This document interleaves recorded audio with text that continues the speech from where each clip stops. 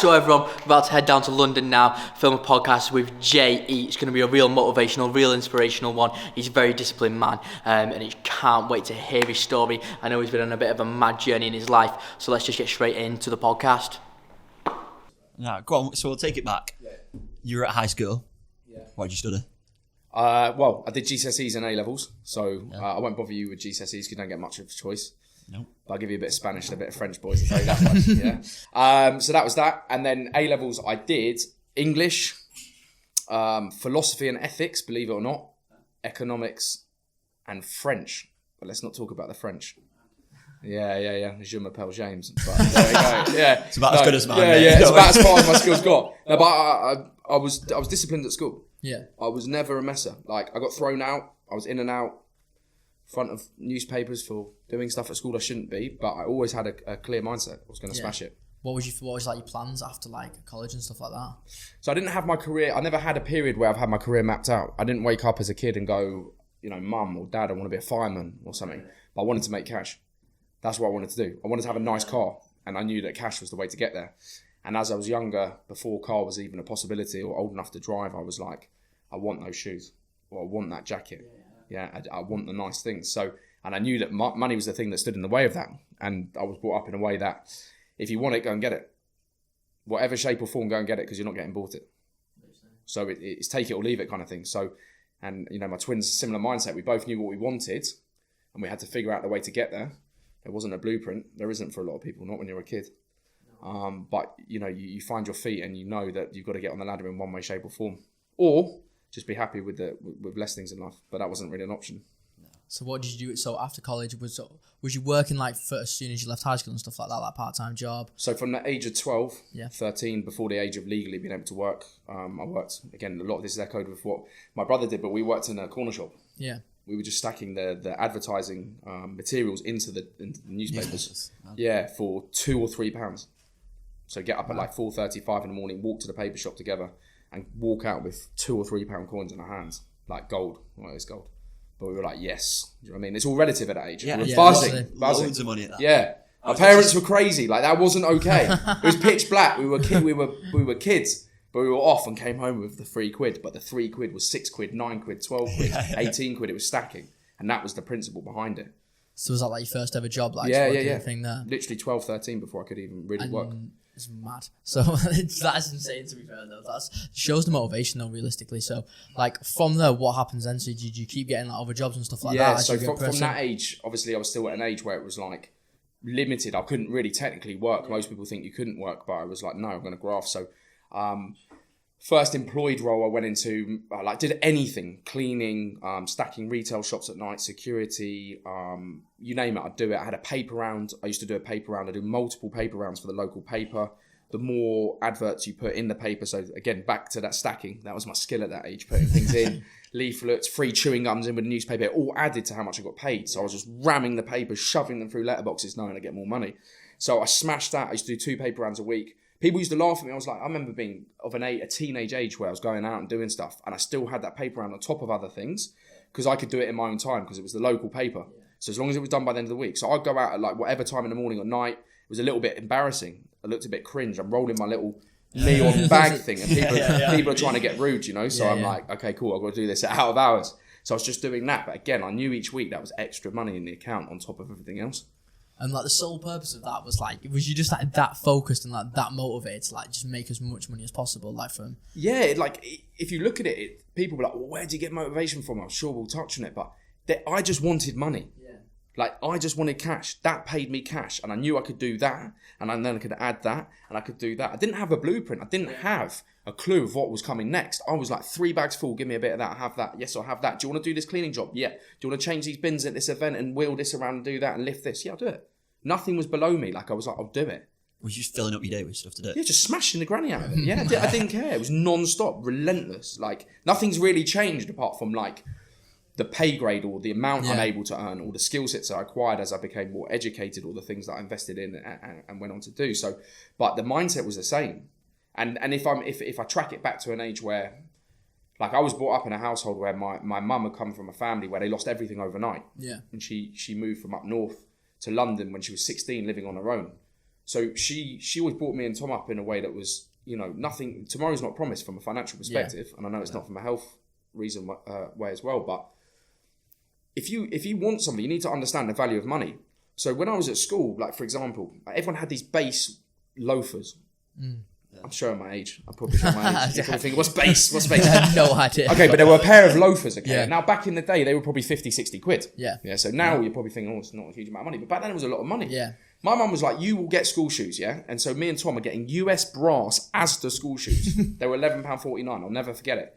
And they had the red and the green sticker like kickers. Yeah. It was their dupe, their rip-off. Yeah. Now, if it wasn't for the fact that me and Tom at school were naughty and people didn't really like to be rude to the pair of us because there was four fists, not two. We were wearing fake kickers, really, as the kickers. But that was what my mum was like, you will have school shoes, and my mother, I'll look after you, yeah? If you want the bases, go and buy the bases. And I've got to find the extra 45 quid or whatever it was. So I'll go and earn the 45 quid.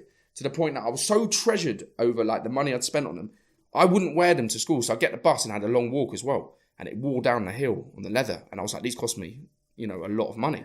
So I'd wear my trainers to school. The bases would be in my bag. And I'd get to the school gates and I'd transition because I was like, this is gold to me. Like at the time, it's all relative, but at the time that was my achievement, mate. That was like someone wearing a bling necklace. That was like, I've got the bases, boys. The other people I went to school with, the parents bought them. Just like that. Mum, I want them. Dad, I want them. But it wasn't the same for me. And one day I left them on the bus because I was preserving them. And my bag was full and I put them on the seat next to me because I hadn't worn them. And that hit me. And okay, it's 50 quid. We can all look at 50 quid now. I still would be livid if I lost 50 quid. But that, because I'd earned it and bought it myself and it wasn't my parents' money, I was beside myself. I was like, you got to look after your possessions. Like, you know, like simple like things that have stuck with me for life. But I just installed a great like value of money for me from the thing. I'm still like that today. I'll penny pinch on, not even penny pinch, but I'll be very like astute with what I buy and where I look and how much I spend on things and don't want to get ripped off on anything. And that's from that upbringing where it's like, if you want it, because then I knew what it was worth. Otherwise, it was just like monopoly. You're just taking money. care of your belongings, aren't you? Yeah. Just key principles that were installed. So everyone, just a gentle reminder to sign up to the UK's greatest side hustle, sneaker reselling, air fryer reselling. Basically, we resell anything that's got a profit on it. And if you want to learn about products that are coming out, when they're coming out, so you can buy them, sell them for a profit, link is in the description.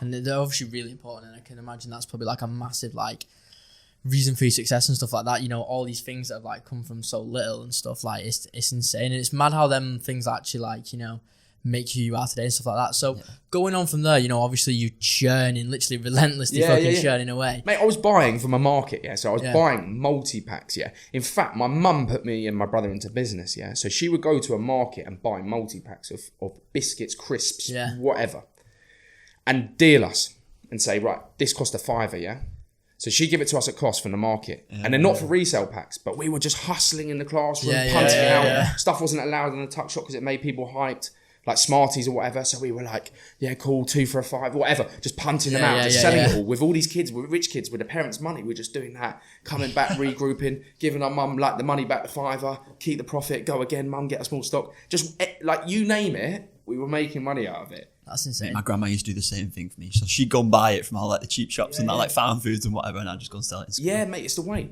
But also, if you think about it as a principle, like we can joke about it in this room, but as a principle, it's just a very simple one, isn't it? Multiple income streams. 100%. Other rich kids were like, sort of like laughing, thinking, oh, you're only making a £5. Don't worry about it, mate. Nah, it's 10 times 5 today. That's 50. That's my bases. See how it works, you know? One day. So but it's key principles that stick with, and then they kind of over time they escalate. Where do you think you got them from? So was your mum like, was she kind of like business, like hustler minded? Obviously, like did she come to you with the idea of like you guys was going to go sell stuff in school and stuff? No, it wasn't even that. Like the sweet idea I think was her, because she's just from that like mindset where she's like try and make money out of anything. So she was like, well, I don't have to give my kids money, or I might not be in a position to give the kids money if I can arm them with something that allows them to make their own money. So that was that, but. More just from the general principle that was like, if we wanted something, unless it was a necessity, clothes on our back or food on our plate, it wasn't going to materialise anywhere else. So that's kind of like how it was installed. And we always, I don't know where I got the mindset or the thought process that I want a nice car. Well, just being a young lad, like stereotypical young lad. Like most young little kids were like, Dad, Ferrari or whatever. Like, me and my brother were like, cars. Like, we loved it. Like, so literally. That wasn't really put in our heads or anything. My parents never had anything flashy at all. So it wasn't like I grew up around it. just a young lad wanting the things that, you know, were seen to be cool or seen to be aspirational. And that's, I guess, ingrained in you. If you asked 100 8-year-olds, did they prefer a Ferrari or a Dacia Sandero? They'd probably say a Ferrari. Why? Because, I don't know, it's just genetic, is it? I don't know. It is, like, it's just what we've been learned around, yeah. It's like when I would see a Ferrari go past when I was young, I was like, someday I'm going to have that. Like, you know, you just kind of like pick it up. And I feel like some people just kind of pick it up, but like other people, they probably see it as well. They might even be working a normal job and stuff like that. But like, they probably think the same way. And it's just about like going out and getting, like you said, it's about like, you know, if you want these things, you just got to go out and get them. Yeah, like, 100%. And I think I've got a personal thought about a lot of people have got the want. Yeah, they've got the want, they've got the desire. Most people have, and don't get it wrong, I can tell you categorically, straight-faced, the only thing that actually matters is health and family. Like, I actually don't care if I have a nice car. Like, I'm not lost in this world. Like, I don't care for it that much. It's not that deep. But I want it, but I appreciate where it sits in my life. And you know, I've been through enough stuff in life to understand that stuff is actually, like, fundamentally irrelevant. If I can have it, excellent, I'll work towards it. But if it wasn't there, I wouldn't lose my mind. But I think a lot of people, they'll talk it, they'll repost motivational quotes, they'll do this, but if you actually like analyse what they're actually doing, they're tire kicking, they're wasting their time. Yeah. They're just talking the talk and the waffle, but they're not prepared to actually fundamentally go and do the first stepping stone that's going to allow them to go there because they're too lazy. Yeah, for sure. That's fundamentally what it is. That first stepping stone is normally the hardest. Like, it's mundane. To get the ball rolling for people, that's normally the hardest thing, but that's also the thing that gets the ball rolling at the end of the day. Mate, the fact that people will send you a message online and say, mate, how do I make money? Mate, how do I stay motivated? It's not a simple answer. No. It's not one stepping stone. If it was, we'd all be sitting in this room, multi-millionaires, not working. Like, it's crazy, but people have this perception that's just going to fall in their lap one day, or they'll find it on Instagram, or they'll repost a lion saying, you can do what you want to do, and suddenly find this inspiration. It's wild, isn't it? Yeah. And they look at these motivational speakers that are successful, but they're making their money from selling you a dream. Yeah. But they're lost in this social media web. It is great. Social media is like massively it's on that. wild. Like messaging you, you're not just gonna like literally DM them back like a 10-step method of how to make £1 million in like 2 weeks. Like, but the irony is, I won't. But the next guy will, and 100%. is, and is playing that game and telling you can make $1 million if you come on my 3-week course. Yeah, for sure. You won't. It's just never going to happen. Otherwise, everyone would do it. Like the closest I come, I do one-to-one mentorship and consultancy. Yeah. For businesses, I work inside other companies on board with them, and I offer that. But it's realistic advice. I'm not sat there giving motivational speeches, and I'm brutally honest. And actually, to the point where if within the first consultation with a client, if I think that they don't have the mindset or they have an idea that they're trying to pursue that from a personal perspective, doesn't mean that they're wrong. But if I don't believe in it or don't believe in them, I'm not taking their money. 100%. Yeah, for sure. For their sake, but also for me, it's soul destroying. Just kills brain cells. Yeah, literally, you're wasting your own time at that point. Like, precisely. But I could go and take their money and take them to the cleaners, but that's just not how I am. You're not going to see an impact from that though. At the end of the day. And I want to be proud in what they've achieved as a kind of testimony to what I'm able to do, because they're living their business and their development through me. So if I know it's deemed or near certain to fail, then I just look like an idiot at the end of it, because they're going to ultimately think, well, I paid this guy all this money and it's not worked. And I'm sat there going, well, I knew it wasn't going to work. I wouldn't do that. there's no I'm a short-term winner, but it's not a clean-hearted way to behave. 100%. And because you've got a conscience and stuff like that as well. Yeah, and you need longevity. Yeah, 100%. These people come and go often in these industries, but there's a reason why they're not there for long. So when you went to then study to become a lawyer, didn't you? Yeah. So when I was, I'll keep it as professional as possible. When I was a teenager, and I'll blame Tom as well. Let's just say neither of us were particularly well behaved. Yeah, and we were in trouble, various descriptions of trouble. But we always knew that we wanted to be successful, and we found ourselves in various situations, but ultimately, nearly always, through a desire to make money. So we're still united by the same thing, but you had good intentions at the start. Best intentions, financial intentions, but sometimes that's not a good excuse. But anyway, we both made a decision throughout school. Was like, school is a means to an end. I didn't have I didn't go down the drug route. It was too expensive to do drugs. It was a waste of money. I wanted to make money. A lot of people I was at school with were overprivileged, did drugs, went off, achieved nothing, and just mush heads now. So I was always like, I want to do well at school. I want to do well because I feel that, and I don't think it is necessarily the case now, but back then I thought, well, I've got a better chance of doing well in life if I do well at school. Simple, and that's how it was. And I'm not saying to people out there that haven't got the grades they want that that's necessarily the case, but that's how I thought at the time. And it's only a good thing to think. And so I was in and out of trouble for various things, and I was maybe linked, maybe not linked, interested in the law. Mm-hmm. And I was like, I need to get out of London. I need to get out of the friendship group I'm in, because I didn't hang around with anyone from my school.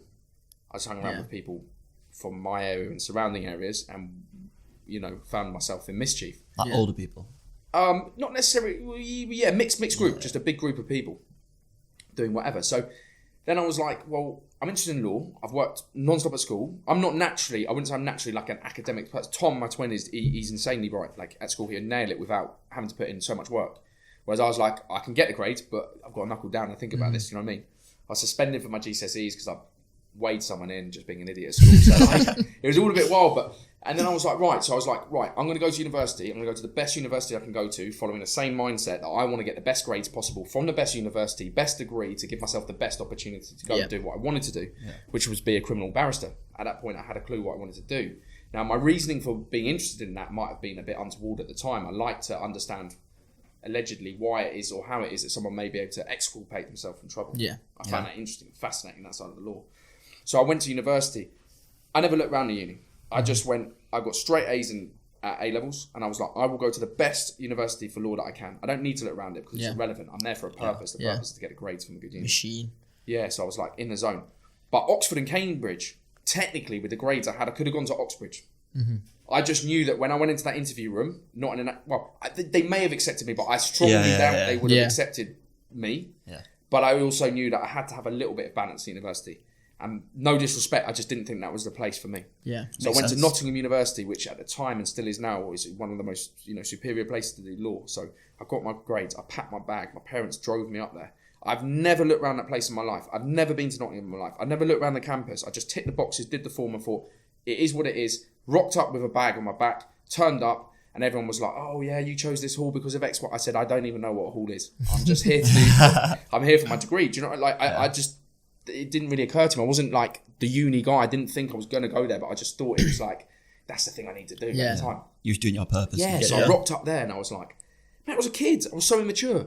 Like the first week, on my own, I'm just throwing bread rolls around, like bouncing off people's heads, like just being a little toe rag, just like, but I was still like, I was focused, but I was a kid, I was just an idiot, right? Yeah. Anyone listening to this that knows me from back then, I do apologise. And I just got into I found myself in trouble again, just messing about, but I was doing my work. Yeah. And I went to every single lecture, but all these loads of other people like hungover, couldn't be bothered to get up for lectures. And I was like, I am paying money to be here.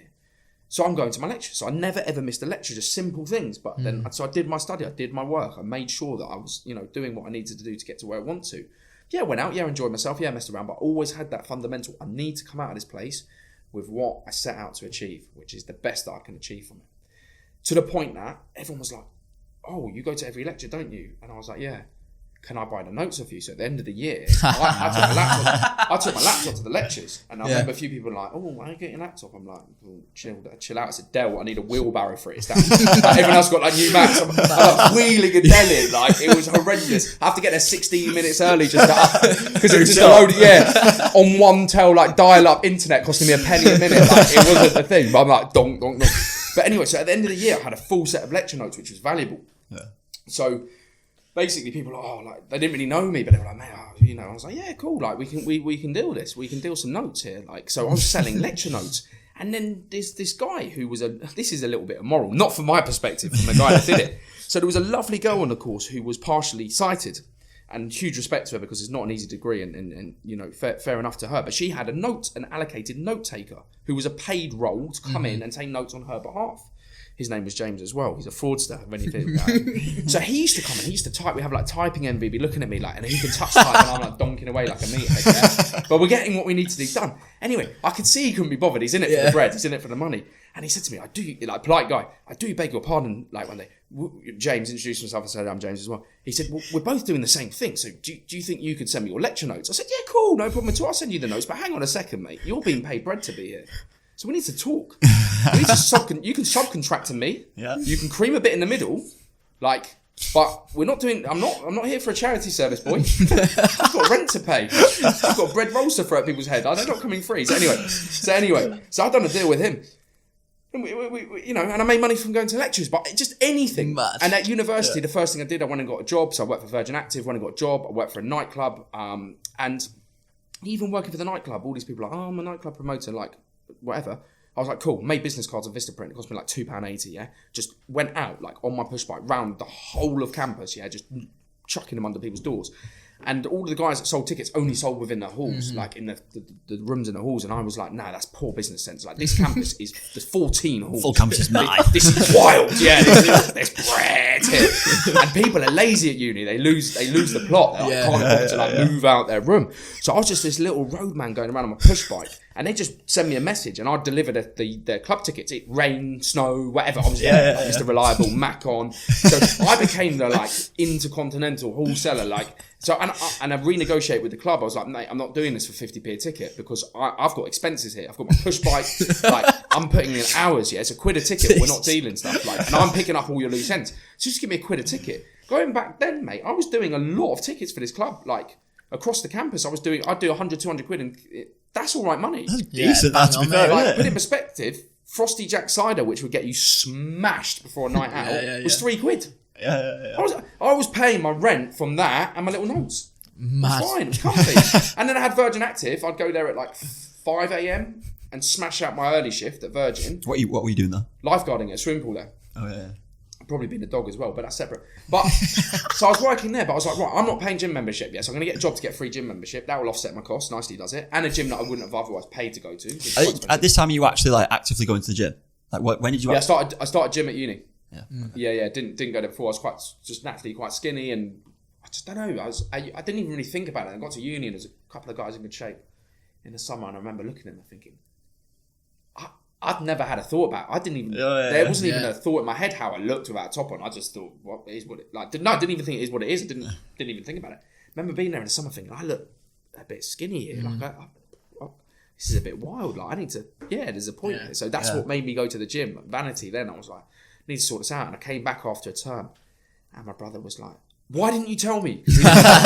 And I put on. I wasn't a monster, but I know we were similar. Yeah. He was like, you won't use the word. Why didn't you tell me? You snaked me, like. And I was like, oh, like, sorry, like. And he's like, so now, like, and then he started, and then it was just like that was brothers with competition and stuff. So, but started doing gym at uni, and so I'd do an early shift. I'd cycle like 4 or 5 miles to my job, and then go straight from there to my lectures. I'd turn up at lectures, like, doesn't matter what the weather was. I was soaked, muddy, whatever, because it's not just in the summer, is it? Like, I remember walking in with the Dell laptop. Full waterproofs, like people looking at me like, because a lot of the people that did law as well, like not in a judgmental way, they were quite privileged people, from families that had done that stuff before. I had a shaved head, like I walked in and I used to feel uncomfortable. It's a suit it's like a suit and tie job, really, isn't it? So doing the degree, I didn't feel comfortable like with the people around me, but I thought, no, I am who I am and doing what I'm doing. Like this is normal to me, maybe not to you. And then people sort of like, I made a good friendship group of people that were. Maybe people that I thought at the beginning wouldn't be people that would be receptive, but actually were really nice, decent people underneath it all, but maybe we weren't that aligned. So I did the uni thing. I spent 3 years at Nottingham University, did my undergrad, got a 2-1. Only one person got a first. Like, really? So, like 2-1 was good. Yeah. It was like, everyone got, I think, one got a first, 44 got a 2-1, the rest got 2-2s, thirds and fails, and there was 300 in the year. So that I was really like, I've I mean, don't get me wrong, 18 hours in the library, it wasn't. I'm not going to make it out as easy. It was hell on earth, you know. And especially grinding everything out. Sending out tickets. You're washing in the library sink. You're not leaving that place. Like, you used to walk in there and people were having like a sink wash. Like, it was wild. Yeah. But did that and got the grades for that. And I was, you know, that was a massive milestone in my life. I was like, that's cool.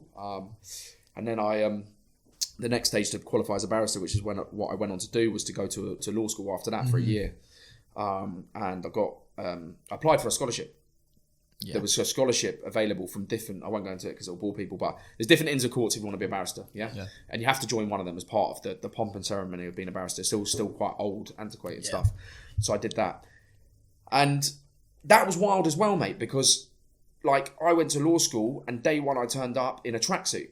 Now, everyone else turned up with wheeled bags, 3-piece suits, pocket watches, pocket squares, and, like, you know, a monocle. So then I'm like, am I in the wrong place? Or did I not get the email? like, I feel uncomfortable again. Not again. But I'm here to do my thing. Like, did I need a wheel bag? So anyway, I was looking at all the tutors thinking, right, and they had their names on there. There was a woman called Stacey, and she looked really normal, just like mumsy, you know, like big up Stacey, So Tracy, sorry. So I went up to her and I was like, I'm so sorry, like really polite. Like, I am here for the course, believe it or not. Like, I'm not here to fight people. Like, I'm here to do the course. Like, did I miss something? Because I do apologise if I'm in the wrong attire. Like, it's rude. It's day one, you know. Like, I don't want you to hate me. She said, don't worry. They're all idiots. Like, I was like, boom, yes. Straight in. Long story cut short, she was a criminal barrister, and that's what I wanted to do. And a lot of the other guys wanted to be like corporate barristers, a bit more problem with them. Anyway, so as the course went on, like, I didn't really have, I'd happily say, not through being a loner, I just didn't really have anyone I aligned with on the course. They weren't my kind of people. No disrespect to them. They felt the same about me. So I just made my own friendship group in and around the locals around Nottingham, whatever. But I'd got a scholarship to go to that law school.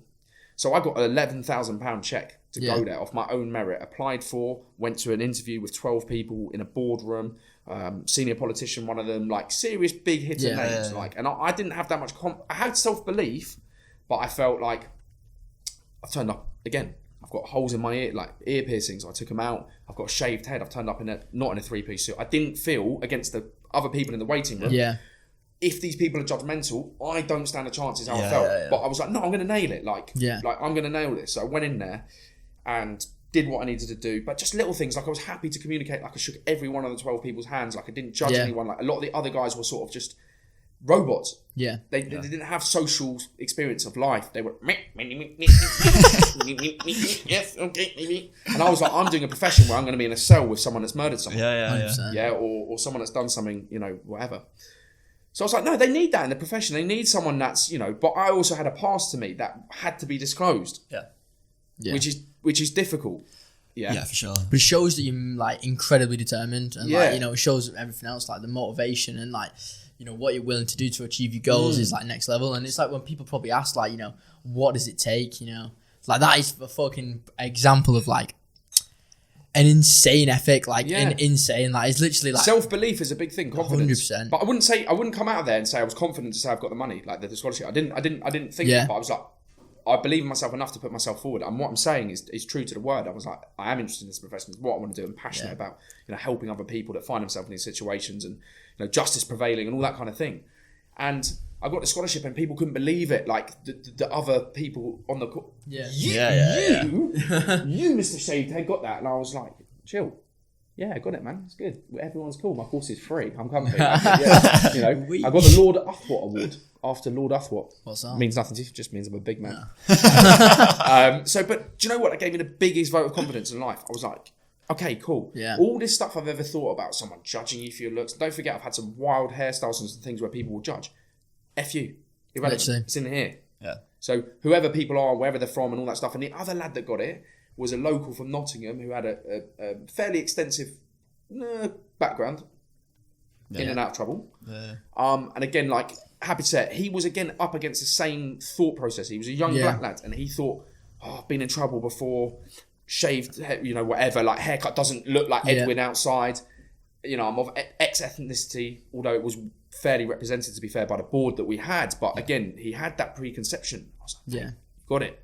He got one. He got a scholarship as well. That's sick. So I think a lot of the time, a lot of people will look at a situation and think like, it's the way they're thinking about it that will then mean that they behave in a way that isn't how they should be behaving, because they've got a chip on the shoulder or a back up against the wall. Then they convey themselves in a way that doesn't actually reflect who they are and how they should have, which ruins it. They're almost writing their own outcome. Exactly. Do you think that that's like one of the most important things, like determining your success and stuff like that, is like your self-belief and like, obviously not like saying, oh, I'm definitely getting a scholarship, but just like believing that you're going to go in there, give it your best shot and literally do everything in your power to, you know, to try and make it work as best as possible. Yeah, 100%. Like we've touched on a few key things in life about like value of money and stuff. That's another thing. And also, I'm just a believer in life, like with exams and stuff, people get so stressed out. Don't get me wrong, I was like going bald. I was so stressed, but if you've given something, you're genuine. I've revised 18 hours. I could physically not do anything more. Yeah.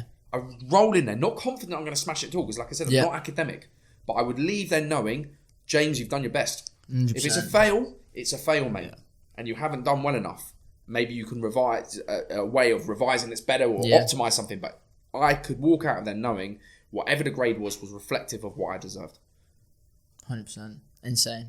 It makes you happy at the end of the day, though, doesn't it? Yeah, it does, because it's less stressful. Like, I don't have guilt attached to it. Yeah. I can't do any more about this. So going on from like being so obviously you go through like this barrister, the law school and stuff like that. So you become like a qualified barrister and stuff like that. Did you go into a barrister job after that? Yeah. So the way that worked was just to give you like final like ending to that. During that year in law school, you would have to, because I was living in Nottingham still, I'd have to come down 12 times for 12 dinners. And when I say dinners, you imagine like pomp and ceremony. Yeah. To the point where you would be sat there, and I'm talking like 200-300 people having dinner, like as posh as you can imagine, times 8. And they had all these old school like rules and things that still go on now. So the tables would start banging, and a judge would stand up, like this, and they'd say, "You stand up in front of everyone. Mad. Tell us a joke." Really? You tell a joke that doesn't offend or isn't prejudicial. You can't. Like no one in this room is going to tell one that's fair. Yeah? Are these like traditions that they're just bringing forward? Or sing. Wow. What? So it was brutal. It was brutal, like, and character building, I don't like that expression, but you had to get to the point where, and it's a profession where you have to be on ball. Like, you can't, when you're in court, there's no turning around and saying, "Oh, what do you think, mate?" It's you and the judge. Like, you need to speak, or you and the defendant. Yeah. So that was the kind of thing where I had to learn how to be, whether it was you guys in this room, 500 or 500,000 people, zone. Yeah. Is what it is. I'm going to nail it. Like, I have to nail it. I don't have a choice. I can't cry, can't go running, can't do anything, can't turn around. Got to deal with it. Or give us a debate, death penalty, go. And you're up against a judge in front of 300 people. And then what? So you have to like kind of pass all these meals kind of thing. Yeah, well, that wasn't even pass or fail. That's just character destruction. Yeah. That's like, do you have the beans to do this? Mad. Yeah, like, because if you don't have the beans, you're going to crumble because you're going to get found out. Like, so... and I used to, and those were all kind of things that added a little bit of kind of like strength to my character over time, where then I could, like, we'll come on to it, but I don't practice law anymore. Mm-hmm. But I'm confident to go into a room, whoever you are, so long as I'm not talking BS, as long as I'm comfortable and I've prepared what I'm talking about and talk to you like wholeheartedly. I don't care who you are. And I don't have that level of, I'll stand on stage, I don't care, because I've been through that. Although, like, could I have made my success if I didn't do the bar? Yeah, but I've learned a lot of stuff along the way and been thrown in the deep end, which is like valuable life skills. 100%. It just, I can't believe they even do that. That's no, mad. It's mad. Wild. Is it just like a tradition that's brought forward? Yeah, it's tradition. It's wild. No, I mean, it doesn't make any sense. You've got to come down and eat a meal with a load of like pomp and ceremony and people on benches. And people you would probably, in respect, not mix with. He's still in tracksuit at this point. No, mate, you won't come in through the door if you're in. No, I had to dress up. Don't get me wrong, I was in the cheapest Tesco suit, but had a bit of a rig then. So the Tesco suit F&F finest was looking kind of nice. And go one size down on the jacket always does well. People are like, "Is that tailored?" I'm like, "Yeah, 38-inch chest, mate." Cash. People used to put even stuff like that. People are like, "Oh, where's your suit from?" So yeah, don't worry about it. Yeah. Just like, because you look like a bin bag full of yogurt, mate. Do you know what I mean? Though, don't worry about my suit. Honestly. Just worry about other things in your life because you're clapped. Like mental. There's a lot of snobbery around, but that, jokes aside, that is the kind of stuff that people listening to this will be rattled. It may not be in that environment. Yeah. They'll get rattled left and right by people that are taking lumps out of them or trying to have a go at them or trying to pull them under or make them feel inferior or like they're not worth something or they can't achieve something. Who are these people? What's their intention? I always say, if someone doesn't, in a brutal way, if someone doesn't, there's friendships, but outside of that, if someone doesn't save me time, make me money, do you care what are we talking about? Yeah. Stop chewing my ear off. Go home. Insane. That's probably an insane outlook to have. It is a good outlook to have that, to be honest, mate. No, but you sometimes have to be brutal because you can that's brutally honest, though, isn't it? With friendship groups as well, you can get mixed up with people that you could be doing and having the same conversation, smoking weed until you're 50. The world's passed you by. Yeah. And I can tell you from my friendship group, I can drive past people now, they've gone, no disrespect, they've gone nowhere. It's actually sad. And they're still having the same conversations. Who slapped who robbed who did what. Insane. But we're not talking 18-year-old kids now. We're talking mid-30-year-old men. What would you say for people who who are possibly in these kind of circles and stuff like that was just on about, like, what do you think is the best way for them to, like, escape these circles? Like, get up and go. Yeah, like, what? I would genuinely say to people, subject to people in, like, controlling environments or dangerous environments where they can't exit, that's a separate thing. But if I would say for most of the listeners, we're not in that situation. Are you happy to be doing what you're doing now in 20 years with the same people? Is that what you want to do? Because if it is, you can sit in the rut. 100%, go for it. Or what's more important, you having a fake friendship, which ultimately it is if you don't want the same as that person, or your future. Like, people waste so many years. Like, how many people thought they'd be friends for life with the guy from primary school? Oh, and then went to secondary school and, best mate, that's my best mate. And they snaked you or did something. Yeah. And you go to uni, I love you, everyone at the end of uni. I don't talk to anyone. Yeah. Like, not in a rude way, they pop up and stuff, but they haven't contributed to my life anymore. But people will get lost in that. And then people do still do that stuff. And that's fine if they're not holding you back. But if they're having a negative effect on your life, I mean, get out. I'd rather have no friends, and be able to control my destination than have 100 friends in a pub every night. I mean, it does make total sense. Like, it's wild. Like, and when you say friends, go through things in your life, whatever. We all go through our own struggles, some worse, some better, whatever, But something bad happens in your life, and I mean bad. Watch how many of those people are actually friends. Yeah. And I've been through this process myself personally. I lost my dad. And I've been through the same process with a number of other people who have been through some nasty stuff or lost friends or lost parents, And I can tell you now that I've been on that journey and I've had a number of people that are friends with them. And I said, that person is a dead egg. He's a waste of time. Mm-hmm. Like, he's not your pal. Never saw it. Shit hits the fan. Cool, mate. Where's that guy? I don't mean where's his money. I don't mean where's that. Where is a message from him? Yeah. Oh, he might have sent one message because he saw a post on a story on Instagram. Cool, he's done that for clout. Yeah. Where's the daily check-in? Where's the daily look after? Where's the pulling you out of bed when you're depressed and you can't deal with the situation anymore? Nowhere. It's not a friend. It's a waste of time. Waste of resources. Yeah. Do you know what I mean? And I think people have to stop worrying about offending people. It's your life. Why are we tiptoeing around on eggshells for other people's emotions? Fuck it all. Get on with your own life. Like, that's how I genuinely think. Like, because tomorrow, mate, you might get the news you got cancer and you got 3 months to live. And I've been on that journey. Yeah. Then what? Now what? You have to be brutal. Yeah, 100%. I think you have to be like, and I think people's mindset is either they're too weak to do it or too scared to do it. Why? But maybe if you haven't had that like tipping point in your life, you don't have the light bulb. Or if you don't listen to someone talking that's been through something, you won't ever have the impetus to do it unless you really believe in the person you're listening to. Yeah, like if you've never put yourself in, never been in that situation, you don't know how to react. No. Or is the truth of it this? You're sat in a group, let's say of 6 friends, all of you do bugger all with your life. It's chill, it's easy, you've got no stress. And you talk about wanting the best things in life, you talk about excelling, but actually you're not prepared to do what that takes. So you would rather you actually want to stay in the circle, but you're going to blame the circle for it. Oh, my friends are holding me back and they're not allowing me to progress. But in actual fact, it's your own laziness. And that's your comfort. That's your comfort zone. You actually want to be in that. You haven't got the right mindset to achieve and excel. And you may never have it. But you're going to use that as a simple, nice excuse for you. It's convenient. Well, I don't want to turn my back on him or them. If you had that level of energy you required, you would have been gone.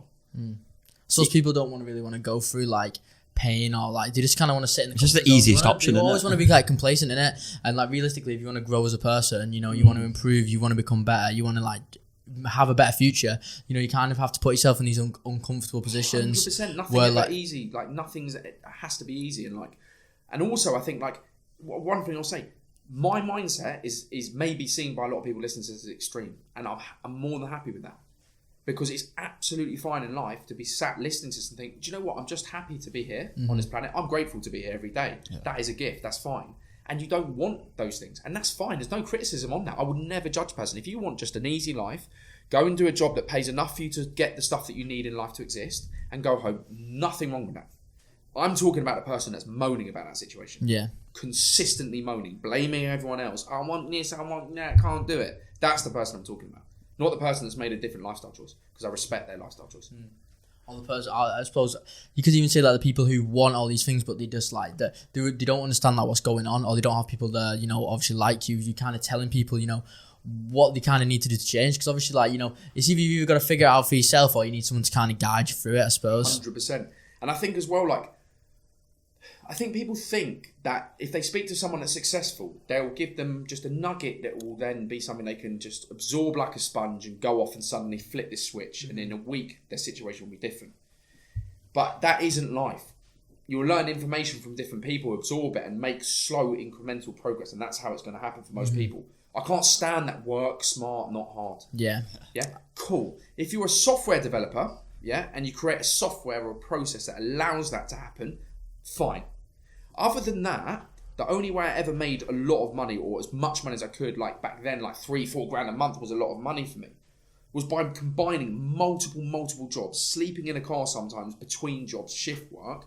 But I wasn't allowed to work the hours I was doing in any one of the jobs because it contravened the health and safety, and HR team were on my case for 16-hour shifts. So I'd go from an early shift working at a swimming pool as a cleaner. Then I would go off and do something else in the afternoon, maybe the corner shop or whatever else. Then I'd have a night shift working security all night for the rich and whatever people that would basically, I didn't have an end time for my shift.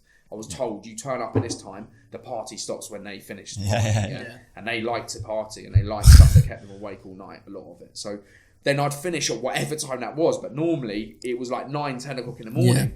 Right, head home, get some food, and then I'm back on a late shift again, like cleaning or whatever. But cumulatively, adding well over 300 hours a month, I was like smashing it. Yeah. Like I was young, I was doing 3-4 grand a month. You know, that was a decent wage for me. I was happy with that. And the only way I could get to that level of money without the qualifications, I wasn't at that point qualified as a barrister and hadn't gone on that journey. I was a teenager, was by adding all those together. And the flip side to it was I was working at night. I wasn't spending. I wasn't out drinking. I wasn't taking drugs. So everything I was earning, the time I'd done, I think 320, 340 hour months, there wasn't any time to spend money. Yeah. Perfect. Like, that's my choice. I'm not saying that people should do that, but like, so I was earning and I was saving like 99.9% of it. I had like mobile phone bill and then a little bit of money to give my mum for rent or whatever it was. So I wasn't out. So that was the flip side to it. Whereas, and a lot of people are like, it's how much they earn a month. Well, it's equally as important how much you earn and how much you spend. Yeah, 100%. But I wasn't getting bottles and Blast sparklers everything, and stuff. can't you? Yeah. So what was you doing like with all the money you were saving and stuff like that? Stacking it. Just stacking it in the bank? Stacking it, anything. Those £2 coins, bang in the bank. It was like, if that was it was just stack. Like even to the point with trainers and stuff, like I was like, well, I'm not spending £150 on a pair of night 10s. I'm going down to Wembley Market. Oh yeah, I'm not buying fakes. Cool. But you can't afford the real thing, mate. Yeah. You've just rinsed everything. And you're going to keep doing that all year long to try and look like a baller.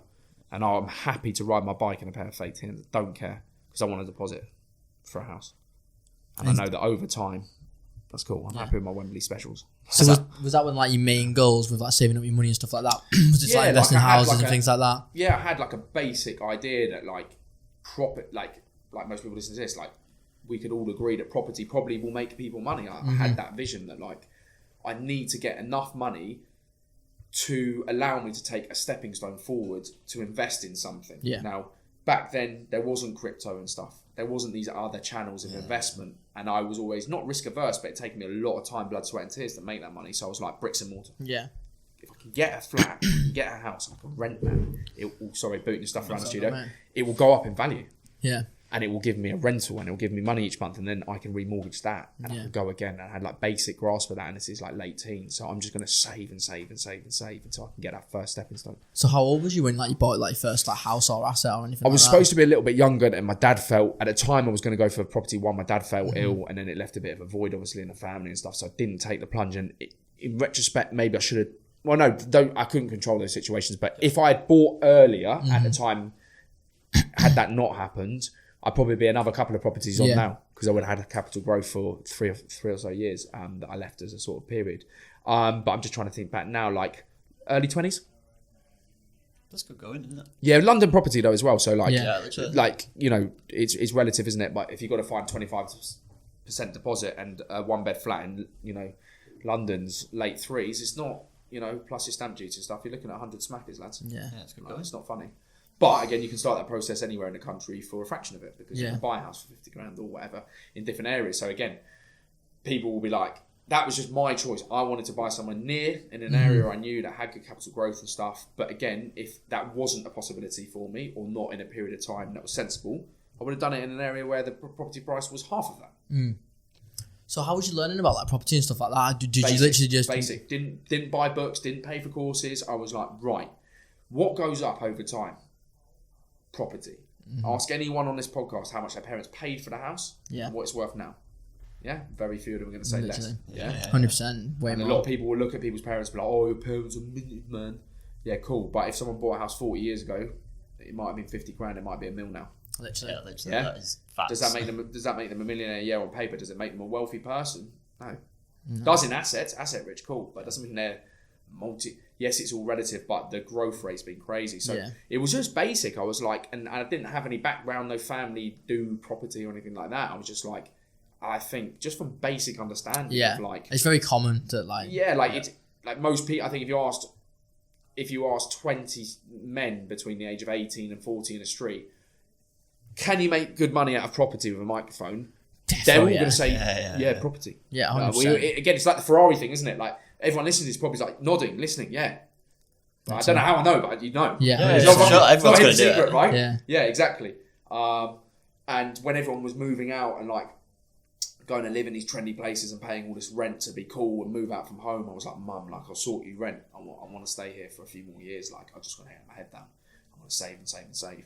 So all of those years where people were paying 1,000, 1,200, 1,400, 1,600 quid to live in Clapham, the cool, trendy place, right next to the gang estate that I now work in. Not trendy, it's quite a dangerous place, right? Yeah. Like some of it, but these were just people that wanted to live their lives. Mate, they're squandering like 16 grand a year. I can't afford a property. You've done it for 4 years. There's your deposit, mate. Yeah. Go to bed. Relax. And again, if you're not fortunate enough to have a parent that can keep you at home or that you can give rent or pay your way to be at home, I respect that. But again, there's a difference between renting a trendy house in Clapham and getting a nice, simple studio that does what you need, a roof over your head with running water, a fridge and a freezer, and stacking like that. 100%. Yeah, it's all relative. And again, it's how much you want it. Do you want to go off and do all that stuff and then moan about it? Yeah. Or I'll never, or is it mindset? I'll never be able to buy. People think I'll never be able to buy. Okay, cool. So, and in some cases, maybe that is the case, fine.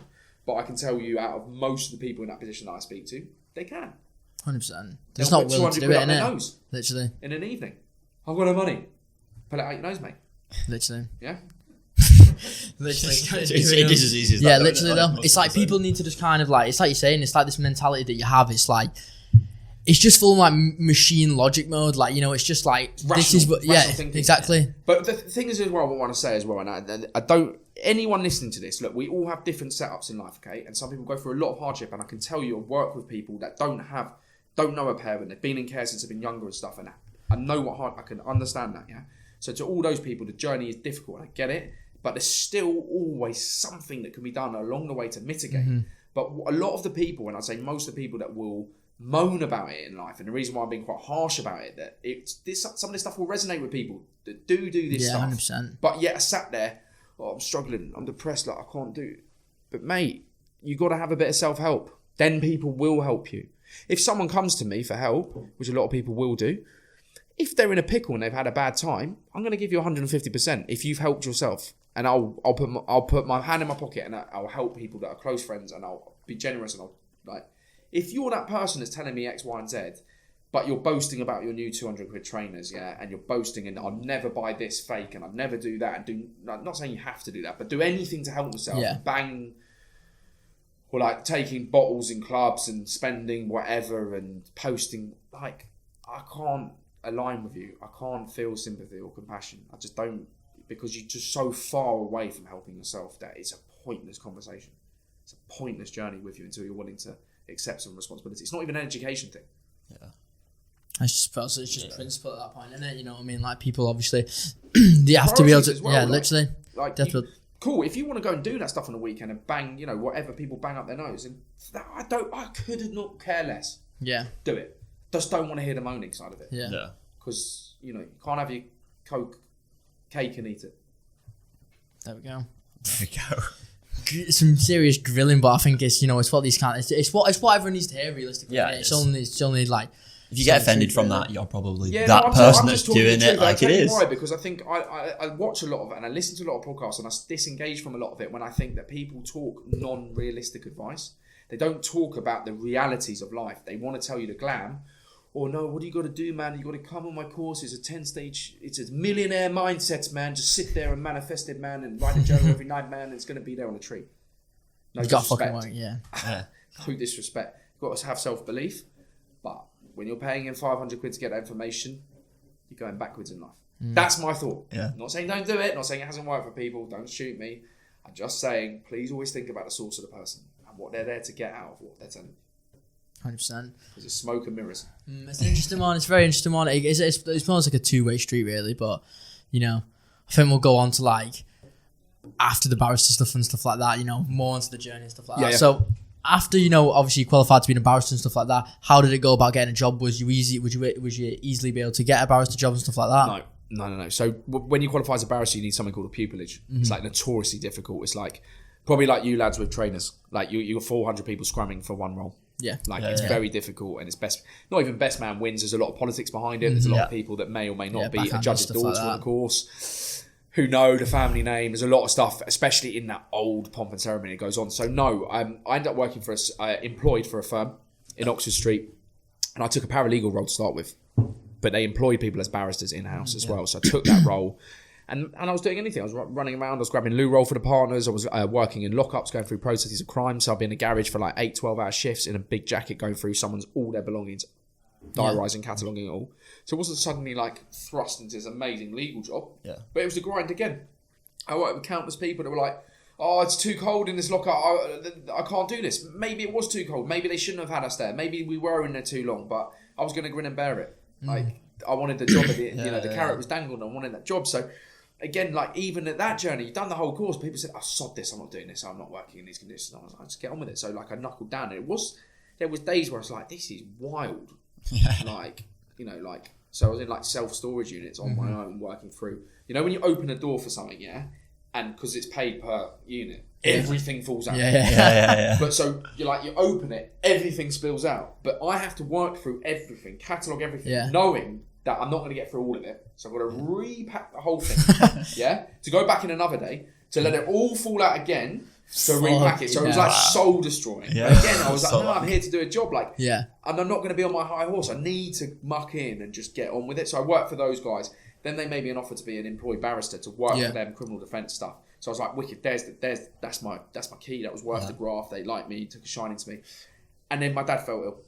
And I won't go into details about that on the podcast, but long story cut short, I became a carer for my dad for only a few month period and he passed away. And in that period, and whilst working at a law firm, I created a fitness business. Well, it wasn't a business, it was a blog. Yeah. It was a hobby. And I was running it under the table, doing the same thing multiple, trying to make money everywhere. And so what do you mean by a blog? Was you literally just posting? So like me and my twin brother and 2 other lads that I created the business with, we had a little bit of a local following around where we used to gym, train, pub photos, whatever. Yeah. People used to be like, mate, what do you eat? What do you train? What workout do you do? What exercise? Just like general advice. So we were is this on Instagram? So originally Twitter. So back then, so we're talking 2013. This is Twitter. Twitter days, heydays, before Insta really blew. So we used to provide advice on there, and then we were like, right, let's make a blog and just channel people to answer the same question repeatedly in one simple place. No business idea at all. It's just like a hobby thing, like professionals working in jobs, trying to stay in shape. Let's give people advice. Obviously, being twins and 2 sets of brothers, it was quite niche and whatever. So anyway, so that was that. And then after like 6 months of that, my dad's ill, I'm caring for him. I'm able to do that work in the hospital, but I'm not able to do most of my legal stuff, which was front-facing or needed to be on their systems or in work and client confidentiality and all that stuff. So I really knuckled down and focused on that. It gave me something to like switch off and turn my head away from the reality of what was like unfolding in front of me. And it was something that I was like motivated by because I was able to look at him and be like, show him what I was doing. Yeah. Yeah. And he was proud of that in a moment, but he was on a very quick decline. Fit, healthy man. People are nosy. He was diagnosed with cancer. Fit, healthy bloke. Died within 3 months. Anyone that's been on that journey will know that's savage to watch. Anyway, so I was able to kind of be like, right, I'm going to nail this. Like, he's proud of it. I'm proud of it. And I can do this. And then he passed away and the law firm was just like long. Like, yeah, no, you'll start doing this role. And I was like, yeah. Then I had my mum sort. I had so much stuff going on. Yeah. And we'd started back then, the first digital products had been for sale, which was the digital training plans, which was quite novel back then. We were like a market what was leader, just training, just like a simple training plan to follow digitally rather than a personal trainer. That was right at the back of when it all started. So what year is this, sorry? 2013. Yeah. So then I was like, right, we got something here. Like, so we started to punt those out. They were Word documents back then, but that's how it was done, mate. And we were just printing money. It was a license to print money. People downloaded them overnight and stuff. And it was like, first year was like $250,000. Like, can you remember how much you were selling them for? I think they started at about 39 quid back then. Not bad. But once the product was made, there was no unit cost. So it was just punt. Along with all the online stuff, keeping in touch and answering questions and stuff. It wasn't like, a free ride. But so then after the first year of that, I was like, I had to make a leap of faith. And all the barristers I was working with were like, I specialised in crime. They're like, there's a real crunch at the bottom. People are running around. There's not much money in it. It's government funded. all the work was going to solicitors who were able to then... Basically, the barrister, if anyone listens to this, is the man with the wig that talks to the judge. You've probably seen him on TV, right? So that's what I did. But if you went to a Crown Court, which is something that's serious enough that you could go to prison for 6 months or more, it used to be that only the man with the wig could speak to the judge. But they changed the rules. So solicitors, who were the guys that were sat behind the man with the wig, could then address the judge. So what happened was barristers were paid per brief, So you would just get paid to go into court, and you were more expensive as an asset. It was more expensive to have me speak than a solicitor. Yeah. So when they changed the rules, all the work went to solicitors because they want a salary. So like, right, cool, just whack you in that court, you talk for 8 hours, you do that. It was way cheaper. So all the less serious stuff, which is a barrister when you're at the beginning, you're not doing a murder day one. Doing a simple, he slapped him, or he's robbed a penny sweet, or he's done whatever, went to the solicitors. So there's a massive squeeze at the bottom. So I just had all this like negative information in my ear, like, mate, the criminal bar's screwed, you're better off doing family or corporate. I was like, but I didn't enter this journey back when I was a little scallywag. I did this profession because this is what I wanted to do. And I'm not interested in that, I'm afraid. Like, it doesn't get me going. I need something I'm passionate about. So all of that stuff rolled in, made me take a leap of faith over to the fitness business that was booming. And I was like, I'm going to make this work. And that was the reality of it. And really, really weirdly, about 3-4 months ago, I was sat in a prison where I do some work. And I looked at the woman opposite me, and I was in the holding bay where I was waiting to go through into the main prison. And it was a lady, and I looked at her, and she said, James. I said, yeah. And it was my boss from the law firm. Wow. Mad. And she said, what have you done? And I said, pipe down. As a young offender, so she knew I was a bit old for it. But I had a long chat. It was amazing. She was like, I've been on this journey and created this business and this fitness, but I've gone back to that criminal side of things that fascinated me. It was a passion and to help people. And we're still totally different worlds now, but we're sat apart in the same prison. I mean, how many prisons are on? And we still recognise each other. We're talking years now. That's insane. Yeah. I had a long chat anyway, and it was cool. We helped the same people, and she's defence, and I'm doing stuff in there. So it was cool. It was really cool, and like a breath of fresh air. And she respected the journey, and you know, she remembered me, and we had some good times, and we had some funny stories. But yeah, it was quite a cool moment, to be fair. I like it. So obviously, like when you like took the leap to quit job and stuff like that, was you obviously you was making money from thing at the time. So what was it? The reason was you just like, I mean, well, obviously you knew that obviously the barrister thing was kind of going a bit out the window. You decided to take it over, but was there any other things that like made you like push towards doing your own company and stuff like that? Yeah, I think a lot of people sit there in a job and think, right, when's the right time to leave? For me, it was like, I wasn't leaving anywhere until I knew I was financially secure and my business was making enough. I would never, a lot of people are like, entrepreneur, got to take risks. Nah, not if you're not eating, mate. Not if Thames Water's turning up, you can't have a crap. Do you know what I mean? Like, that's a problem. Yeah. So you have to be like logical about it. And everyone's time's different when they can make that leap of faith and have different responsibilities. But, I wanted to build my own business. I wanted to be my own band. And the whole point of being a barrister was that you were kind of independent. You could go and be free and do your own thing. But the barrister job that I was going for was to be employed within a firm. So it was a little bit more structured as opposed to kind of being freelance, which is kind of the other way people do it, out of his chambers. So I wanted to. Did I think it was my destination? Could I have told you that? No. Never would have seen that coming. Never would have thought that I'd be sat here talking about that stuff and that's the journey I would have gone on. Never, but does that make it right or wrong? No. Like people have life mapped out, but life changes in a split second. Like 100%. And you can have an idea of it, but yeah, I mean, I don't think that's wrong. I think people, I do think some people are dreamers and throw away, good roles and jobs too early. I think that happens, and they see a lot of stuff online. They get gassed up and they think, I need to. I can make millions. Like, sod the job, sod the security, sod everything. I'm going to do this.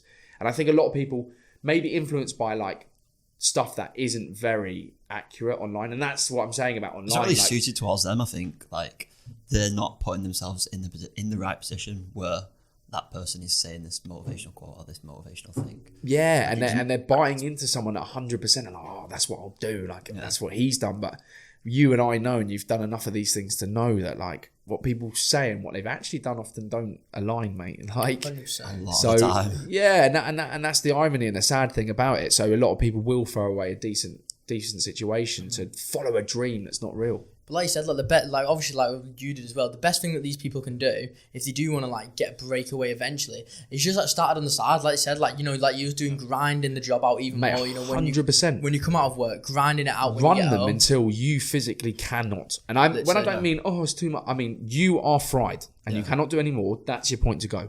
Yeah. Yeah? Obviously. You know, or someone dangles a contract in your face for your side hustle and says, you know, it's a 160 grand contract. You know what your salary is and you're going to cut. 100%. Because you've got the security there signed, sealed and delivered. Like, cool, that situation. But that's the reality isn't going to be like that clear cut for most people. Run them both. Oh, but I'm having to work evenings. Get on with it. Yeah, do you think when you own your own company, you're going to clock off at 5? No Good luck, way. mate. What's a Sunday and a Friday? It's all the same. Literally. Like it doesn't sleep. I want to make money from social media. All right. Sign the dotted line today because it's 24/7, mate. Yeah. It's not a 9 to 5. I can tell you, I've been online and working every single New Year's and Christmas Day for the last 8 years with the business because it's our biggest time of year. I can imagine. So, like, literally, we've done about this before. It's like, you know, if people say like escape the 9-5, it's like run your own business and that. But that's like the biggest load of shit ever. Like you fucking counting yourself in, mate. Fucking way more than a 9-5. Mate, when you press that button and move over, Yeah. then and again, like, we have to talk about it in the way that most people listening to this will find their life. Like, they will go from the bottom and creep up. Oh, but look at so-and-so. He's doing it. He doesn't touch social media. He's got a team. Cool. It's costing him £500,000 a year. It's taking him a while to get there, to have a team, a customer service team of people, and he's sat in the Maldives watching it all. Yeah, that's it. That can happen. It does happen. I'm far from that.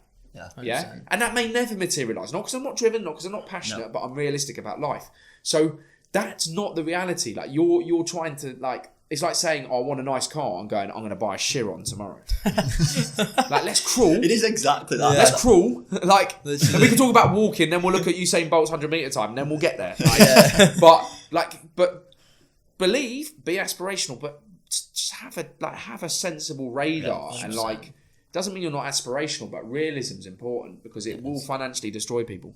100%. That person in the Maldives has probably done every single job that they've hired for anyway, so it's not Exactly. like they've literally just like come in and fucked And off. that Like person in the Maldives may actually be someone that was allowed to start a business, had the luxury, the time, and the infrastructure given to them by a family business in the background. Yeah. 100%. Like, you don't know what goes on behind these things, but often it's not. I'm not saying it's not, because a lot of people have done amazing things for nothing, but not all of them will be what you think. So don't follow their blueprint, because if that blueprint worked for everyone, we would all be doing it. Yeah. That person that's saying that shit as well is probably like going to say that and then straight to the 9 to 5, not going to make a change about it. And that's the worst exactly, thing, right? exactly. Yeah, 100%. There's too much wallop. There's too much smoke and mirrors. Yeah. There is a people. lot of smoke It's and about mirrors. like, I think one thing is, me and Jay was on about this on the way up, it's like, you know, realistically how far you want to take it. It's up to the amount of devotion you want to put in realistically. If you want to devote your whole life and sacrifice everything, then you probably can do most of the things that you want to do. But it's like, how much devotion do you actually want to put in? How much do you actually want to sacrifice? And I think you do need to find some kind of balance between 100%. seeing like, you know, what you think. And what do you think about that? Like, you know, work-life balance and Mate, like, you know. 100%. I put my own hands up. I got to a point in life where I just worked and worked and worked. 7 days a week was normal. Mm-hmm. Like I used to get up and be like, people like, I didn't do anything. I just worked and worked and worked, and I still will. But now, like, and it depends where you are in life, and it depends what you're doing and what commitments you have. Like, I don't have children like at this point in my life, so I'm a bit more free to do you know, what I want to do. But you know, like, for instance, if you're in a personal relationship, like if you're not in a relationship, working the weekend is cool because you just work. But like, you know, you enter a relationship and you're like, I don't really want to be working my Saturday and Sunday, and I don't see my partner or whatever. So things come along the way that will influence your behaviour. Does that mean I'm not devoted to business? No. Does it mean I'm not aspirational? No. Does it mean I appreciate or I've had balance now shown to me? Yeah.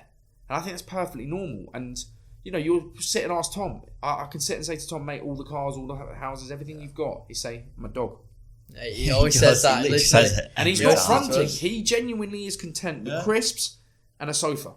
Yeah. And I think if you lose sight of that and you can't sit there, and like I said to you at the beginning, like I genuinely mean it, I get up in the morning, people are moaning about stuff and people are demotivated and stuff. I'm like, mate, are you breathing this morning? If you're breathing, I don't want to hear moaning from a starting point. You can have a gripe, but you've got 5 minutes to talk to me about that. Any more of that, don't worry about it. And if you don't understand what life's about, go and sit in a trauma ward.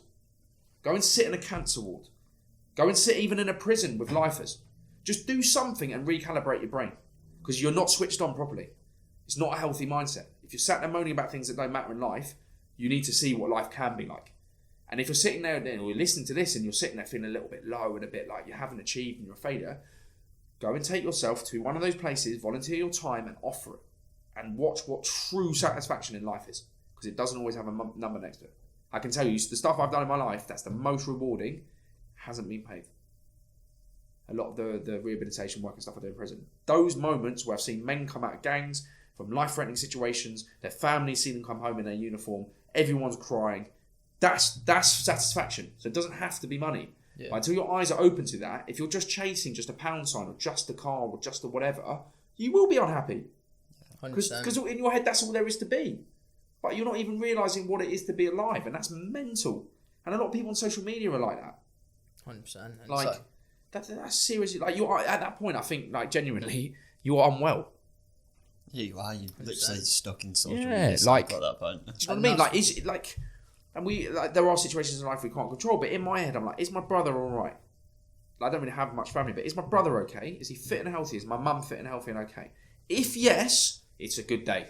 Yeah. Everything else is a bonus. Like, I've had some stuff happen in the last few months, like just annoying stuff, like something I own got smashed to pieces in Storm Eunice. Smashed to pieces, 23 grand of damage. I was like, I'm gonna give myself 5 minutes to deal with this. Yeah. I'm fucking raging. Yeah. But any longer than 5 minutes, I will punch myself in the face and say, "What are you moaning about? It's materialistic. Yeah. It's glass. It's doors. It's panels. It's wheels. So what? Yeah, I mean, I can be annoyed, but I can't get into it too deep because it's not that bad. 100%. Do you know what I mean? Like, and people have to have a brain that, you know, whether you're born with it or not, like, you have to be able to rationalise things and think A, B, C, and D. And if you're sitting there and you can't do that and you want to own your own business, good luck. Yeah. Because there will be bad days. And if you can't put things into categories, and as all men sat in this room, you know what the biggest stress and what leads to the biggest stresses is financials. And most blokes will tell you if they're going to find themselves in a dark place, it's to do with money. Yeah. Quite often. Yeah, other things as well, but quite often if you look at stats, money will be the contributing factor. Yeah, for sure. And when you own your own business, nothing's guaranteed. If you sit in an employed role and you finish at 5 and you clock off, you're getting your salary, mate. 100%. You're getting your furlough. So consider that, because if your mindset's not someone that's willing to take that stress or able to process it, I genuinely would not reconsider, I'm not saying don't do it, but really strongly think about it. Because it will meddle with you and it will put you in a position where your health is compromised. And there's no doubt that these like times are going to come, like, especially if They you're in will. a business, and like They you will. probably know yourself from your own business. Like, there is no doubt that this time will come upon you soon. It's not if, it's when. Literally. When. And stuff out of control. Like, and even if it's not even financial stress, it's just, oh, so-and-so's not turned up to work, right, stress, that's there, haven't got enough staff there, customers booting off, parcels being lost, that's gone there, this has gone there, right, ring, right, mate, I can't work for you anymore, I had a conflict of interest, okay, fine, cool. Like, it doesn't stop. No. Literally. It won't stop. That's society. Like, so suppliers falling through, whatever it is, you will have it. And when you sit in an employed role and you sit there looking at people on Instagram and think, oh, but he's free to make money, fine. Maybe they are an influencer. Maybe the whole life is just travelling and blogging. Cool. But that's a very small fraction of reality. Like, people can do that, but most business owners don't have that. They might not put up when they're up at 2 a.m. beside themselves, can't sleep, stressed with work. Probably won't. It's not cool. 100%. Why would you? Feel like an idiot. And even like for influencers and stuff like that, you know, chances are these influencers, like, not that they're going to go nowhere, but there's a chance that they can fall off as well, and then they're back to fucking square one, Yeah, and, you know, they're 100%. fucking in the same situation as the business owner, flapping, you know, stressed as fuck. Like, it's just part of the game, and I suppose life is just kind of like that. It's just ups and downs like the whole time. Yeah, and if you haven't got that, like, fallback position where you're like, I can be content with little, I can be content with the basics in life, and I appreciate being alive, and I'm happy and content as a human that's breathing and healthy, and got my family around me. You're going to have, it's going to be a ton of bricks on your head, like, and that's the problem. And I think, like, Tom and I would happily say, like, every single time, I've never lost sight of reality. Never. Yeah. But people consume it. Even people that consume Instagram, and often maybe it is the people that are in full-time work and they consume it and they buy into everything and they just get absorbed into it. It's a game. The social media is a game. Please, it's not life. No. Like, think about all the things that are going on in the world, like, and you just don't have a clue because you're just in the screen. It's mental. Like, I had to be in hospital for a week, not for myself, and my mum was poorly last week.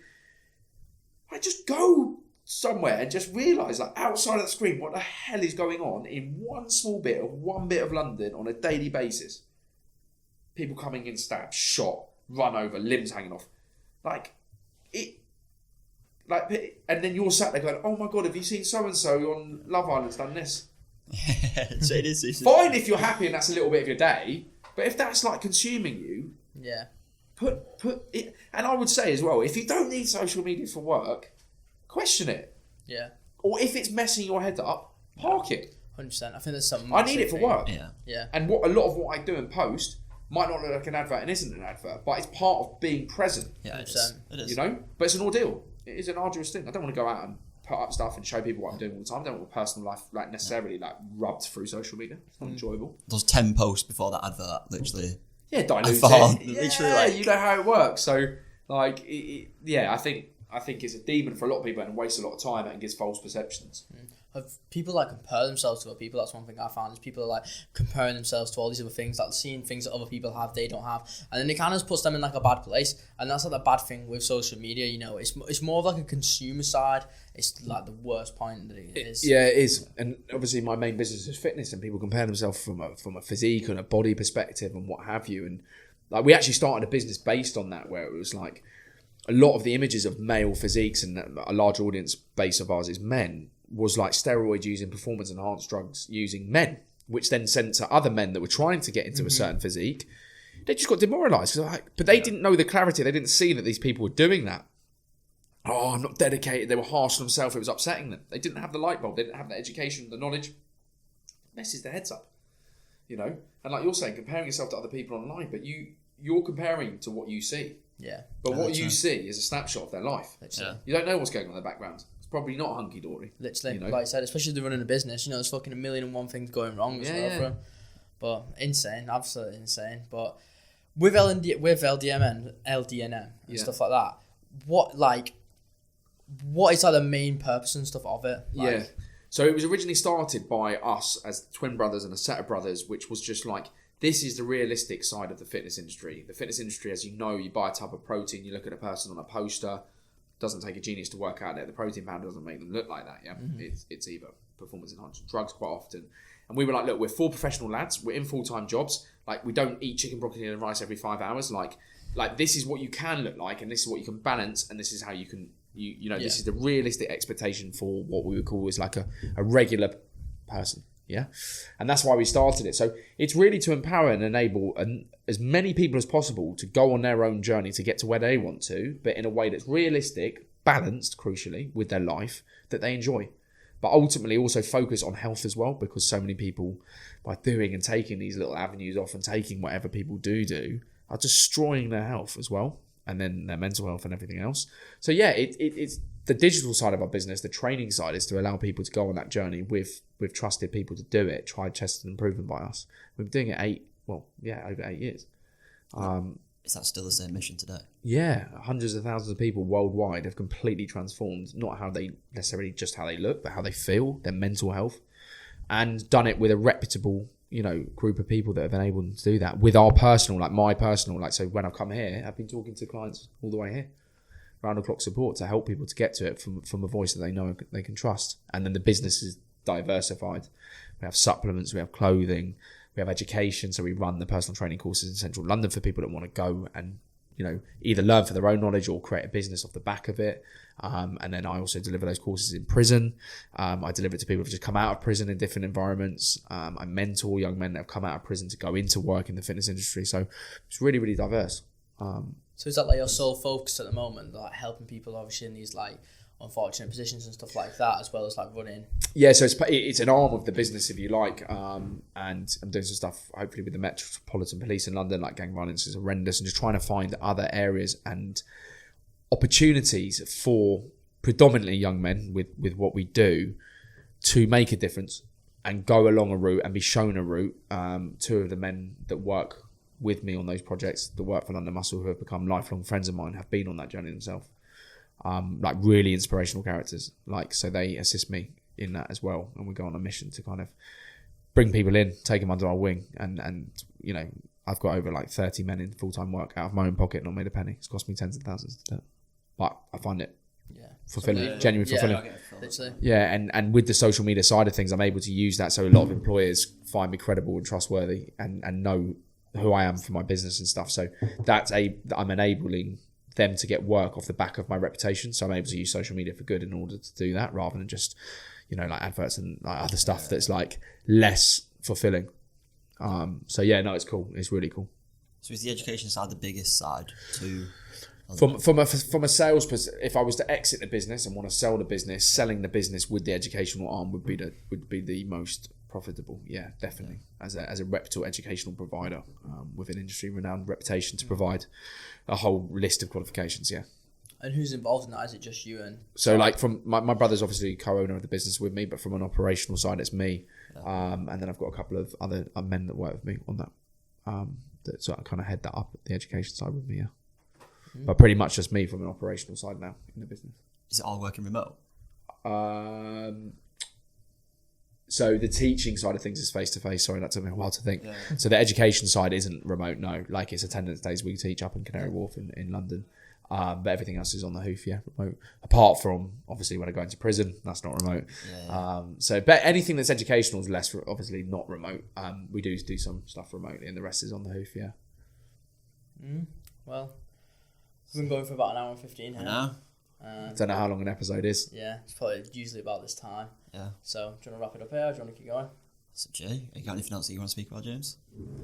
I'm just trying to think because a load of followers had obviously we've answered a lot of the questions. Yeah, a lot of followers. Ping some off quick time if you want. Do you want to do like a 5-minute Q&A? Cut me off when we do that. Cool. Let's have a little look.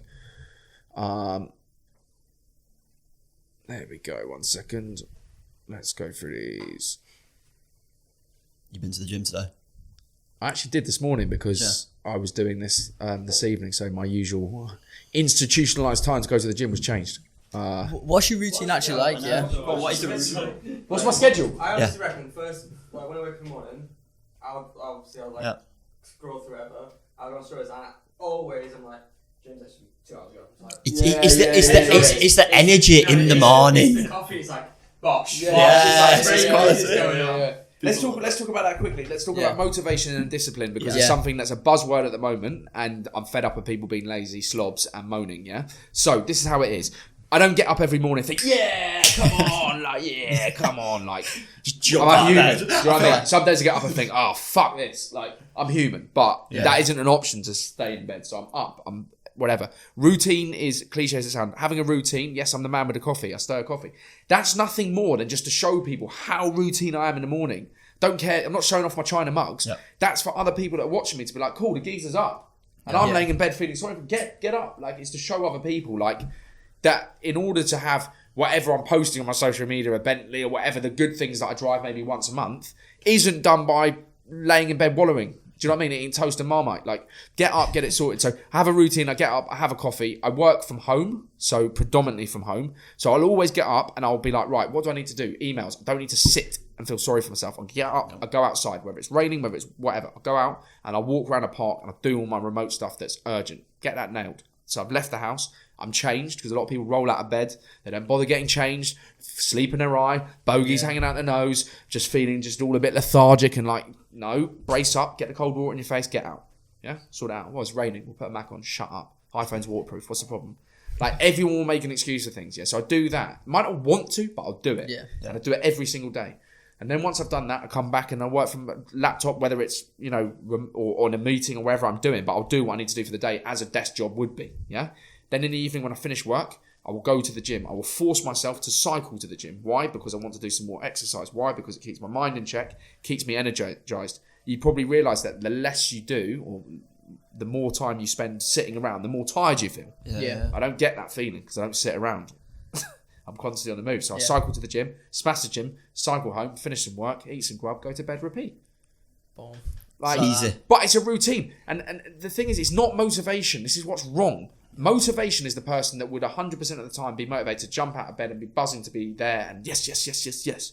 That isn't the case with any... There's no human that's 100% motivated 100% of the time. It's not possible. It's a lie if they're saying they are, because it's not. You have good days, you have bad days, you might feel tired, you might feel sad, you might feel angry. That's life. Like, you know, and people have it a lot harder than all of us sat in this room. So get up, and then the discipline is the bit of the body where I'm saying to myself, I don't want to cycle in this pissing rain. I probably don't. I'm not sat there licking the rain going, I love it. Like, I'm not a lunatic. I have a bit. But I'm like, you know, in my head I don't have an option, because the day that I don't do it, I won't do it the next day. That is non-negotiable for me. I'm not doing it. Like, and it's my health, and with the whole links to mental health as well. And I feel deeply sorry for people that genuinely struggle with mental health through no fault of their own, of which there are many, and I respect that situation. But I would say again, out of friendship groups of people that have an issue with mental health, they're either abusing recreational drugs, so that's the first trigger. So no self-help there, they're just smashing drugs and going, I feel depressed. Cool, I'm going to tell you one thing. Try not doing it, let me know how you feel. Yeah, then I might talk to you about it. Otherwise, I can't help. Yeah. And then second of all, might not want to be a fitness freak like me. Cool, get it. Call me a meathead, whatever I am. I've been through some dark situations. I've never struggled with depression. And I owe that to the fact that when times got dark and when I was watching, my dad dropped dead basically, I was training because it was an escape. And that kept my brain in check. I didn't have any energy left to be sad, angry, depressed. I just smashed myself. 40 miles a day on a bike, caring for him, training twice a day. Would I say that's the right thing to do? There's no right or wrong in that situation. But one thing that's been consistent in my life is exercise, and it's kept my brain in check. It's given me that discipline. And 21 days or so of sticking to a habit becomes routine. You want it to become to the point where it's like, okay, that's the norm now. If you do it for a week and fall off, it will be hard. Because you haven't installed it in your life. And like today, life does change. I get that. I'm not like a robot. But, okay, fine. Well, I'll go to gym at 6 o'clock this morning because I'm coming here in the evening. Yeah. And if I come here in the evening, I don't really want to go to the gym at 9 o'clock at night. Yeah. But if I had to go at 9, I'd go at 9. It's not a problem. Do you know what I mean? But obviously, some people have kids and whatever. So the discipline thing is, don't start looking for it online. Don't try and find it in a quote. Don't look on a tree for it. Get in your own brain and sort yourself out. Look after yourself and do it for yourself because no one else is going to do it for you. You can't buy it. Like, people are looking for... like in the nicest, respectful way, people messaging me, asking me, how do you do it? Yeah. Well, I've given you a clue of how I do it. Now it's to you, over to you. The ball's in your court. I'm playing tennis. I've served you the ball. Sort yourself out. Yeah. And you almost need someone on your shoulder sitting there in your living room saying, hang on, mate, I thought you were moaning about that yesterday. Get up off the sofa. What's your reason? Unless you're incapacitated and you can't, you've got it in you at the end of the day. Like, there's no answer for it. It's just so... drives me mad, actually. That actually drives me mad. Yeah, because I'll be honest, most people listening to this, like, just have a little full and frank conversation with yourself. Yeah. Have a little chat with yourself, yeah? Oh, but it was raining, or it was this, or I was tired, or I hadn't eaten. I genuinely don't care, yeah? You can do it. Don't message me about it if you can do it. If you can't, fair. Yeah. But those lists of excuses are few and far between. Like, do you know what I mean? Mate, if I wake up in the morning, I feel tired, yeah? I'll go to the sink, I'll fill it full of cold water, and I'll throw it in my face. Tell me you don't feel awake after that. Do I want cold water in my face? No. Yeah. No, I don't. Of course I don't. Not a freak. But I know that I've got stuff to do for the day. I can't be sitting there all bogey-eyed, like feeling sorry for myself. I've got to get up and get on it. 100%, mate. Literally. You know what I mean? So... keep you constantly motivated, just routine. Do you do routine and consistency, yeah. And also just be realistic. Like, if it's fitness or whatever, which a lot of people are asking me about, well, you don't need to train for 2 hours a day. Like, you can train in 20, 30 minutes if you've only got 20, 30 minutes. So it's about making a schedule that's realistic for your life. Your life might be different to my life. But I only spend 30, 35 minutes in the gym. Yeah. And like I said before, no one is motivated. No one's fucking pops out of bed every day and thinks, fucking going to kill this every single day. You know, you just got to stay consistent in it. That'll fill up the days. And mate, think about it, yeah? When your alarm goes off at 3:30 in the morning to go to Ibiza, yeah? You don't, even though you're buzzing to go or wherever you're going, you don't get up going, yeah! Like, you'll put it up in your stories like you are. You're like, oh, fuck this. Do you know what I mean? But... funnily enough, you'll find the energy to go and do that. You'll get up and go on holiday, so you can get up at that time. Have you got any future plans for where you want to take the brand now? Or that's interesting actually. So for the fitness business, I want to continue to grow what I'm doing, continue to branch out the rehabilitation work I do, working hopefully with the Met in London and branching that side of things out. I'm really passionate about growing that and fundamentally helping a lot of people. And then other slight roles, I'm trying to take on roles internally within other companies that are growing. To basically enable them to go on that progress themselves and sit within a number of other companies, maybe people that I do some influencing work with them, but not just as the puppet that sat there going, hi guys, like, here's this product, it's great value and whatever, which incidentally I do only promote things I actually buy into myself, but have a slightly more not superior, but involved role than that. So I'm like, okay, cool, I can say all that stuff for you on camera, but internally, okay, fine, let's network with this person, let's get the product into their hands, let's do this, and let's have more commercial engagement rather than just being a spokesperson for the brand, like online. So I've taken on 2 roles recently doing that, which are probably best not to discuss. But so it's a more focused, involved role and sit within. I'd like to sit on the board of other companies. It could be motivational stuff. It could be getting their staff. It could be talking to stuff. It could be any role, but something where I feel like I've got a commercial role within a vehicle rather than just being a puppet. Yeah. I like it. 100%. Any more questions? No, I think you've absolutely smashed it, mate. Yeah. Thank you for having me. A lot of It's a pleasure. inspiration and a lot of a lot of things I feel like a lot of people need to hear. Just even stuff about like the motivation. Like no one, like you said, like you're not fucking buzzing to get up every day in the morning, but it like on your story and like not might seem that way, but like it shows that you're just relentlessly doing it. So people must think that, but I just think more. That's what we've lost with social media. A lot of it. Yeah. Or you have to pick and choose who you follow.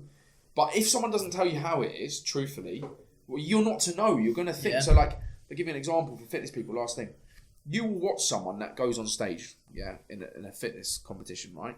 And they will put up that they eat chicken, broccoli, and rice every day, or whatever it is, and they haven't touched a piece of chocolate, and that's why they look like a machine, Well, if I gave you two boys a bar of dairy milk a day, you'd be shredded. Why? Because you're under eating. Yeah. So does chocolate make you too fat?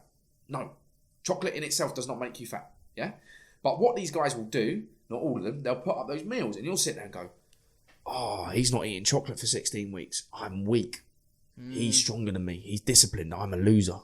That's why he's shredded to fuck on stage. Shit. Or whatever it is. Yeah. And so you'll get lost in that warp. Yeah. And you'll beat yourself up about it thinking, oh, cool, I'm not that guy. Like, I haven't got I haven't got the minerals. Like, and you'll feel inferior. It's not why he looks like that. That's the smoke and mirrors he's given you. Because now you're off scent. You're not going sniffing around what's in his cupboards and what's been injected in his arse. You're off the scent now. Because you fell at the first hurdle, mate. You're mush. And apply that principle outside of fitness to anything. Look at what someone's doing. Look at the purpose of why they're doing it. Look at your life. Look at what's realistic. And if you sit there feeling upset about it, unless it's what you just listened to from me, where I'm telling you some hard facts, don't get disheartened by it. Because it will hold you back. And it'll be the perfect excuse not to go and do the next thing you need to go to where you want to. Won't it? Facts. I like it.